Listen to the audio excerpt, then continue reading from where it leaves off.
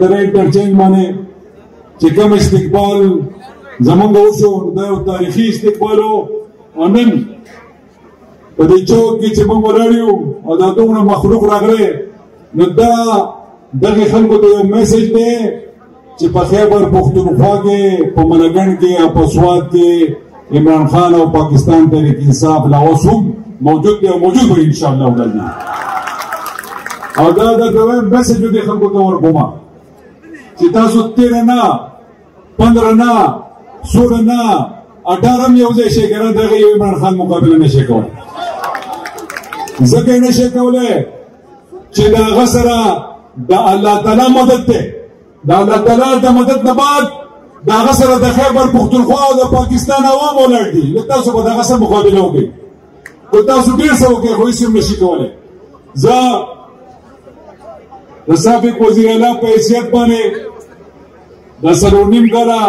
چې کوم ما حکومت وکړو او په کوم حالاتو کې ما حکومت وکړو لاول فاټا وه د هغې مرجرو یو نیم کال په هغې کې ما تېر کو 2 کاله بیا کووډ راغی تاسو ته پته وه د الله تعالی طرفه یو امتحان و هغه هم تاسو وکتو چې لږ موسه واغستو نو وفاقي حکومت رانلاړ او د هغې نه بعد بیا په خیبر پښتونخوا کې سیلاب راغی دا 4 نیم کاله ما د دې خلکو لپاره د دې عوام لپاره محنت کړی او د هغې ثمرات تاسو ته میلاویږي یوازې په سوات ملکن ډیویژن کې نه انشاءالله دا پوره په خیبر پښتونخوا کې دا ثمرات د ټولو پښتنو ته میلاویږي انشاءالله دا 4 نیم کاله زه سوات ته ډېر نه یم راغلی بیا هم راغلی یم خو نن دلته راتګ دا مقصد و چې زه به انشاءالله یوازې په سوات کې نه زه د پوره خیبر پښتونخوا او ملکن ډیویژن دورې شروع کوم او تاسو ټول به ما سره پای کې ولاړ یې او زه به راسره انشاءالله ورځي دا زموږ خاوره ده دا زموږ ملک پاکستان دی دا زموږ خیبر پښتونخوا ده دا موږ دې غلو ډاکوان ته نشو پرېښودی زه یو تپوس کوم په 1969 کې دا سوات مرجر شوی دا مرجر شوی د ولې سوات نه بعد دلته چا څه کار کړی دی ما ته دې وښیي که نه ما نه هغه ورځ نه هېرېږي چې په تېر شوي حکومت کې به دا ځوانان برالل وایي موږ ته په کالج کې اډمیشن نه میلاوي ولې دا د حکومت یو وخت کار نه دی چې خپل ځوان ته سبق ورکړي ولې نه دی ما ته په کالج کې اډمیشن نه میلاویږي زما دا ایم پي ایس دا به موږ ټول یو ځای شو موږ په هغه وخت کې زموږ تېر شوی وزیر الله صاحب ته لاړو او موږ وایي چې موږ 100 سیټونو سیوا کوو 1.5 سیټونو سیوا کوو نن کو په سوات کې 8 کالجونه جوړېږي انشاءالله د سوات بچي ته به اډمیشن میلاویږي هغه ته به تعلیم ورکړي انشاءالله نن چې کله ما چارج واخیستو په سوات کې دا غټ هسپتال چې دی دا فنکشنل نه و دلته د میډیا ملګري ولاړ دي په اولني انټرویو کې د ما نه تپوس وکړو د هسپتال سره به څه کوئ نو نن الحمدلله ستاسو هسپتال هم فنکشنل دی په سوات کې چې څومره هسپتالونه دي هغه پي ایچ یوز دي خو RHCs دي هغه ټول ما اپګریډ کړي دي په هغې باندې کار روان دی د مګلاور هسپتال مې منظور کړی دی دلته په سوات کې اولنی د بچو هسپتال جوړېږي د خیبر پښتونخوا اولنی هسپتال زما مقصد دا دی چې په کارونو باندې زه نورې خبرې نه کوم هغه پناه کېږي نه هغه به تاسو ته ښکاري زه د دې سوات د دې خاورې بچی یم هغه وخت ما هم لیدلی چې کوم په دې سوات کې تېر شوی په هغه وخت کې زه ناظم وم او د هر څه ما کتلي او د هغې نه مخکې پاکستان په کومه طریقه جوړ شوی هغه هم تاسو ته پته دی زموږ ټول ابا او اجداد په هغې کې قربانیانې ورکړې او بیا چې نن کو آزاد کشمیر آزاد دی دا هم د خیبر پښتونخوا پښتنو آزاد کړی نو زه تاسو ته وایم د پښتنو ډېرې قربانیانې دي او تر اوسه پورې د پاکستان دپاره ورکوي او په 2013 نه مخکې په 2066 کې چې دلته کوم حالات جوړ شوي په هغې کې هم دې پښتنو قرباني ورکړې اوس هم هغه پښتون قرباني ورکوي که هغه سیکیورټي فورسز دي او که هغه عوام دي او که هغه د میډیا ملګري دي چې هغه هر مکاتب فکر سره تعلق ساتي هغه اوس هم قرباني ورکوي لا قرار نه دی اوس هم قرباني ورکوي لګیا یو د هر امن دپاره هر بچی هر ځوان هر مشر راوځي او د خپلې خاورې دپاره امن غواړي ولې غواړي چې دا خاوره پونم نه پاتې شي نه دلته به ترقي دلته به امن وي نو د هغې سره به روزګار هم میلاویږي ترقي به اټومیټیکلي راشي دا د هغې سره تړون خبره ده زما مقصد دا دی دا قربانۍ فوج پاکستان هم ورکړي دي دا قربانۍ د ملک هر ادارې پولیس هم ورکړي دي دا قربانۍ د عوام هم ورکړي دي دا د لا انفورسمنټ چې څومره اهلکار دي هغه هم ورکړي خو مونږ یو خبره کوو چې کوم ملک دشمنان سره هغه ته وایو چې دا ملک د مقصد لپاره جوړ شوی او د کلمې په نوم باندې لا اله الا الله په نوم باندې اخیستی شوی دلته به د کلمې دا به دلته بلند دی همیشه دپاره او انشاءالله ای به د دې دپاره به هر بچی هر بشر هر سړی قرباني ورکوي خو را روان موږ بالکل په دې خاوره باندې امن غواړو او په دې باندې موږ بدامني بالکل نه منو کولای نه منو بالکل نه منو دا وایه که نه منو چې کله د امن خبر راځي ټول به راځو انشاءالله راوځو بیا د هغې نه وروسته دلته اپوزیشن والا وایي د خیبر پښتونخوا حکومت ډېرې زیاتې قرضې واخیستې خو دا خو وګوره چې د خیبر پښتونخوا دې حکومت اخرنی بجټ د 1 ټریلیون نه لپاسه ورکړی او په هغې کې څه و په هغې کې د عام خلکو دپاره و په هغې کې هیلث کارډ و په هغې کې انصاف ایجوکیشن کارډ و په هغې کې انصاف فوډ کارډ و او په هغې کې زموږ چې کوم ائمه کرام دي د هغو لپاره پیسې وې د هغو لپاره پکې ټول هر څه و کله چې عمران خان څنګه خبره کوي چې زما عام خلکو باندې به زه انویسټمنټ کوم ټول په دې بجټ کې خو بدقسمتۍ نه چې کله رژیم چینج اپریشن وشو او په دې ملک باندې دا 13 ټوله دا رالل او د دې ملک کوم حالات جوړ شو نو 16 ارب روپۍ خو زما صرف حساب فوډ کارت ته پکار وي چې ما غریبانو ته پیسې ورکړې وي چې هغو بېځایه خپل روزګار روان کړی خو بدقسمتۍ نه هغو زموږ پیسې مونږ نه راکولې د هغو دا خیال و چې دلته خیبر پښتونخوا کې د پاکستان تحریک انصاف حکومت دی په 2 تهایي اکثریت دی او د خیبر پښتونخوا نه دا اواز پورته شوی او د عمران خان دا اواز په پاکستان کې خور شوی نو راشي چې ټول څه نقصانات ورکړو او الحمدلله موږ خپلو خلکو ته ریلیف ورکړی دی دې خلکو تر اوسه پورې 280 ارب روپۍ د خیبر پښتونخوا نیولي دي نه یې ورکوي او چې کله ته پته وه چې موږ به د اسمبلۍ ماتو نو دوه اخرنی ټرانچ چې مو درو هغې هم نه راګرېږو چې کله موږ اسمبلۍ یې ماته کړې د هغې نه پاتې پیسې ورکړې دا خلک په کومه خوله باندې خبره کوي او یو لګي وایي زه به کپړې خرڅوم او تاسو به ستا بدبودارې کپړې دي ستا بدبودارې کپړې دي دا ستا په بدن مزه کوي چې ستا بدن بدبودار دی او ولې بدبودار دی چې تا زما په سر باندې سودا کړې وه تا زما پیسې خوړلې دي تا زما د دې ټیکس پیئر پیسې خوړلې دي نو ځکه ستا بدن بدبودار دی موږ به یې وایو په عرضي کې به دا خبره کوو زما مقصد دا دی دغه تاسو د ډیزل اواز پورته کو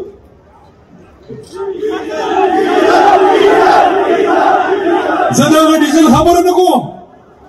زه د هغه ډیزل پټرول خبره کوم چې ته په ګاډي کې اچوئ د هغې حالات نن سبا څه دي نن سبا تاسو ګرانې وګورئ ته ما ته ووایې عام غریب سړی زما غوندې کې سړی ورته به اوس چې دی وباسي په خدای یقین وکړه زه خپل الله حاضر و ناظر کومه نو دا دې عام غریب سړی به څه کوي چې کوم مزدورګان سره راوځي هغه پوجي اوچتې هغه به څه کوي هغه به څه کوي خوب دا حل دی که نه چې د دې خلکو خلاف به تاسو راوځئ او انشاءالله الیکشن به دو راکوئ د دو پلار به هم الیکشن راکوي او زه دې خلکو ته وایم چې الیکشن په ذریعه به دا قوم چې کم غلو کم سازو کم تیک کم ناټیکه به دا قوم سلیکشن کوي دا اختیار ته چا راکړی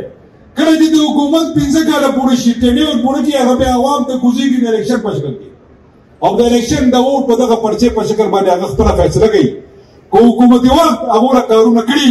نو خلک به له ووټ ورکړي خدمت یې کړی که نه یې کړي نو بس دغه د ووټ پرچې د هغو خلاف دې استعمال کړي د دې نه 15 کاله مخکې MMA په نوم باندې یو شی جوړ شوی و د اسلام نوم یې اواز یې پورته کړی و ویل موږ په جوماتونو کې فیصلې کوو جومات په طرف ته پرېږده خو هېڅ هم نه دي کړي او موږ اسلام شریعت راوړو او زموږ نه استار څه اوچت کړي د هغې نه بیا خپله خاوره خپل اختیار ولرلل ویې موږ به د خپله تپوس به کوو موږ تپوس ونه شو هغه د لاټین وخت نه و هغه خدای سیم تباه هغه نه دی ما ته یو ورځ تېر شوي چیف منسټر حیدر خان مودي صاحب ډېر سم سړی دی هغه ما ته وایي محمود خان صاحب وایي دې جنډې د لاسه تاسو په سوات کې اوسېږئ دې جنډې د لاسه خو موږ غر کړو د دې جنډې د لاسه خو موږ تباه کړو اسمي جنډې د لاسه دا خو د پاکستان جنډه وه او په هغې ورپسې دا جنډه چې د عمران خان ده دې د ملک د امن راوستی دی د عمران خان چې کله حکومت د یو ډرون حمله شوې ده نه ده شوې په په دې ملک کې بدم نه وه ټیک ټاک حکومت راوانو هر څه ټیک ټاک وو لکه غونډه کې مهنګایي راغله ولې راغلې وه د کووډ په وجه باندې د کرونا په وجه باندې په ټوله دنیا کې کاروبار خراب شو ستا ایکسپورټ ټیک ټاک روانو انډسټري ترقي کوله ستا ریمیټنسز د بهر نه راتلل ستا ملک په ترقي او په دغه خزانه کې غریب سړي ته احساس پروګرام روانو لنګرخانې روانې هر څه روانو انصاف فوډ کارت پکې روانو هر څه پکې روانو خو چې کله ته رالې نو پتا خو چې یقین ځکه نن IMF وایي چې څو عمران خان په اګریمنټ باندې دستخط نه کړی زه په دې غلو یقین نه کوم ولې وایي ځکه وایي چې هغه لا پته دا یو سړی دی چې دا د قوم سره خیانت نشي کولی دا امانتدار دی دې قوم او انشاءالله تاسو کتلی دي چې کوم هسپتالونه هغه په خپله جوړ کړي دي کوم یونیورسټیانې هغه جوړ کړي هم ستاسو مخامخ دي په هغې زه خبره نه کوم تاسو ټول د هغې نه خبر یې خو دې خلکو ته دا وایم چې 200 کسان مه راغونډوئ د دې نه سم نه کېږي په دې سم نه کېږي دا باشعوره نوجوان دی دا په هر څه پوهېږي زه خبرې نه کوم په دې باندې هغه الله تعالی له به موږ جواب ورکوو الله تعالی د وزیر اعلی په حیثیت الله به ما نه دام تپوس کړي زه به 2 زیاتې جواب وایم یو تاسو ته او یو الله تعالی د چې ما ته دا مشري درکړې وه تاسو کړو هغه جواب هم ما ته پوښتې او هم زه ورکوم نن خو دا هغه ډاکوان دي دا هغه غلي راغونډ شوي دي چې 83 د ده د کیبنټ ممبرز دي خرش پرش هر څه پای دي اغستي څوک یې څه موندلي دي او څوک یې څه موندلي دي صرف جنډې ورته لګول نه یو طرف ته ستا اکانومي ته وګوره یو طرف ته ملک په ډوبېدو دی او بېشرمه دا 83 کسان ته اغستي دي 83 کسان او نور پکې مه اخلې ګوره په دې چل باندې نه کېږي چې څو پورې مضبوط یې نه نو حکومتونه مه اخله چې کله مضبوط شي بیا حکومت والا چې چا باندې بلیک میل کېږي نه او ملک په ترقۍ کې ته خو همیشه لپاره به بلیک میل کېږي ځکه چې 13 کسان تا سره 13 پارټي اتحاد دی ته به څه حکومت وکړې خو ویډ راشه دې قوم ته پیشه او د الیکشن اعلان وکړه چې دا قوم فیصله وکړي چې څوک به څنګه او څوک به څنګه دا د قوم اختیار دی دا د دې خلکو اختیار نه دی دا د قوم اختیار دی د الیکشن نه به تښتي خپله پکې کوټ لګېدل دی خاخانه پاسې ته یو طرف ته لاړ او بل هغه نه ده کومه بله بیا وایي په ښځې پسې خبرې کوي باندې نه کوم خبرې نه کوم هغه کیپټن صفدر په خپله باندې ووایي چې دا ښځه زمینه مه چې دا د ملک وزیر اعظم شي چې په کوم وخت باندې دا د ملک وزیر اعظم شي دا بیا خو پکار دی چې موږ ټول د دې ملک هجرت وکړو بیا خو پکار دی چې موږ هجرت وکړو د ملک وزیر خارجه 1.75 کروڑ روپۍ ته په خپله کله په امریکا کې ناسي او کله بل ځای ناسي هلکه دا غریب ملک دی په دې ملک کې خو تاسو څه پرېښودي دي چې څه وو او خو تاسو بهر ته وښي دي نن ته 1.75 کروڑ روپۍ ستا په دورو باندې لګي دا ستا د غل پلان زرداري مان دی دا خو د دې قوم پیسې ده د ټکس پیسې ده دا خو په دې قوم باندې لګي زه دې خلکو ته وایم قومه یې شئ چې نن هم نه یېښېږئ بیا به کله یېښېږئ یېښ شئ نوجوان یېښ دی عام خلک یېښ دی او انشاءالله په الیکشن کې به دې فیصله کوو چې څوک څنګه دی او څوک څنګه نه دی زه اخرنه یو دوه خبرې کوم زه چونکې ګوره واورئ کوم چې ډیولپمنټل کارونه دلته شوي دي هغه زما نه هېرېدو به ډېر شي د مینګورې په خاوره ولاړ یم دلته د کیس مسله وه دا فضل حکیم په ما پسې راغی وی لو پریشر مسله ده د 20 کروڑ روپو سکیم علما منظور کو ابتدا یې ما کړې وه نن الحمدلله په ټول مینګوره کې کیس موجود دی د دې نه علاوه ما ته دې فضل حکیم وایي چې کله زه وزیر اعلی شوم د ما ته وایي په مینګوره کې د سکو اوبه نشته او واټر ټیبل چې دی هغه ډېر زیات لاندې تللی ده ته ما الله به خیر کړي د KPCP یو پروجیکټ و خیبر پښتونخوا سټي انفراسټرکچر پروجیکټ په هغې کې د 26 ارب روپو سکیم د دې مینګورې سټي دپاره بیا ګرینډ سکیم دی تاسو ته به انشاءالله کور ته اوبه راړشي ما خبره کوله د بجټ په قرضه مې یاده شوه دوی تاسو قرضې ما د هغې پروجیکټ دپاره قرضې اخیستې دي چې هغه پروجیکټ مکمل شي هغه به ریونیو جنریټ کوي او خپلې قرضې په خپله ورکوي هغه به داسې نه وي چې زه به یې د بل ځای نه رالوم او په سود کې یو پیسې ورکوم هغه په ډېر کم مارجن باندې انټرست باندې پیسې دي په 1-2% باندې هغه ډېر اوږد لون دی هغه د هغه پروجیکټو لپاره دي چې په هغې باندې به ټول ټیکس لګي او یا به په هغې باندې خلک پیسې په هغې باندې به بل ورکوي د هغه پروجیکټو پیسې دي او دا د 1 ټریلیون دغه چې کوم بجټ دا د هغې ډېره کمه حصه ده کله چې دا خلک وو د 2000 روپۍ د بجټو په هغه وخت کې چې 30 ارب روپۍ اخیستې وې هغه د بجټ حجم نه سیول اوس نور څه نشته بیا چې راغی هغه سړی کوم چې هغه زه ورته سایکو مریض ویم تاسو ګورئ د پاکستان د موجوده وزیر اعظم چې دی چې راغی وایي 1% وورئ وایي 1% 417 ارب روپۍ موږ دوله ورکړي په وار انټرنټ کې هغه پیسې وې چې کوم ډیمیجز شي د چا دوکانونه وران شي د چا کورونه دا تاسو مو دی وایي موږ مو دیو او دا مرجسي خلک د قبایل علاقه جات کم خلک راوځي او کم چې انټرنلی ډیسپلیس پرسن آی ډي پی سي کوم دا د هغو دپاره وې چې دا پیسې په دلو کې به بیا وروسته تو چې کورونو ته چې د هغې دپاره وې خو د هغې نه باوجود 600 روپۍ د خیبر پښتونخوا په سکیورټي باندې د پاکستان تحریک انصاف حکومت لګولي هلکه ته د ملک وزیر اعظم تا ستا فکر نشته 2 میاشتې 8 میاشتې ستا اوس فکر په فیډرل ګورنمنټ کې ناستې د خیبر پښتونخوا فکر زه وغواړه که نه بیا یې اوس یې نګران کابینټ راوستی نګران کابینه په کروڑو روپۍ چې دی وزیران اخیستي هغه راغلي دې لپاره اوس وایي چې دا څومره بیوروکراسي ده دا لیسټونه تیارېږي گورنر ناست دی په گورنر هاوس کې هغه لینډ ګریبر دی لینډ ګریبر هغه قبضه مافیا ده هغه په گورنر هاوس کې ثابت ده چې قبضې مافیا خپلې قبضې خلاصوي دا به راځي ده کولګي ثبوت سره هغه خپل نرخ جوړوي وایي په سوال کې محمود خان د دې ټي سي کېنوه چې دی دې ونه ډکېږي چې زما سره الله یو دا عوامل ستا هغه پلان ته باسه نشي کولی د هغې نه علاوه وایي دا بیوروکریټ ټول چینج کړي او نور راولئ دا نور چې راځي هغه به هم د دې خیبر پښتونخوا د پاکستان خلک یا به دې ته ګوري دا 4.5 کاله چې ما تېر کړي دي موږ دې خلکو له عزت ورکړی دا موږ بې عزته کړي نه دي دا ترقیاتي کارونه ټول ودرول په دې وجه باندې چې دا ترقیاتي کارونه به راواني دا څوک نشي ودرولی دلته څوک راوغواړي وایي که دا سکیم ودرولی شي نو چې موږ دله دلته دې ټرانسفر کړو هغه ورته موږ دا چاپدار هم نشي ودرولی ما بې داسې میخونه ولي چې ټول عمر بیان ساتم زه دا یو خبره ته کومه چې هر څوک لګیا مخامخ لګیا اوسئ او موږ به عوامو سره روغ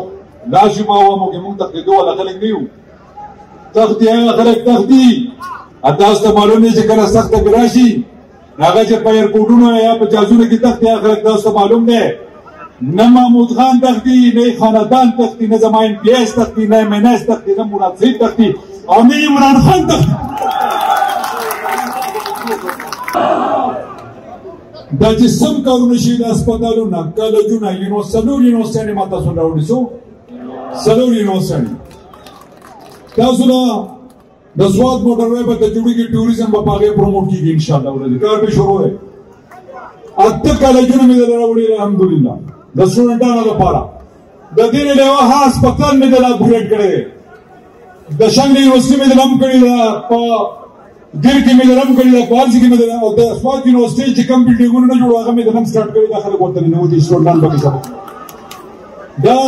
د کیمې د سپیډ هسپتال کوم چې د ماشومانو اولنی هسپتال دی په دې خیبر پښتونخوا کې په سوات کې روان دی په کابل کې بېکار روان دی هلته ښکار ده دا واړه روډونه په بونیر کې بالا شکل ټنل مړه دومره دي ما ته نه دي یاد اوسه بیا دا سوچم کې چې کله عمران خان اعلان وکړو چې جیل ته به ځو ټول به ځو د دې مونږ د دې خپلو بچو د خاطر به ځو د دې خاورې لپاره راځي ټول به د عمران خان سره ولاړ یې اخره کې په دې شعر د په دې دغه باندې تقریر د ختمومه اجازت ته لالما وی اوښ کو ته مې چې لګي ودرېږئ وی اوښ کو ته مې چې لګي ودرېږئ هسې نه چې رسوا چې زموږ مینه شي وی هسې نه چې رسوا چې زموږ مینه شي وی اوښ کو راته وی چې موږ سپینې یو پرېږده چې لږ دا خبره سپین زه دې ټمټلانو ته ویم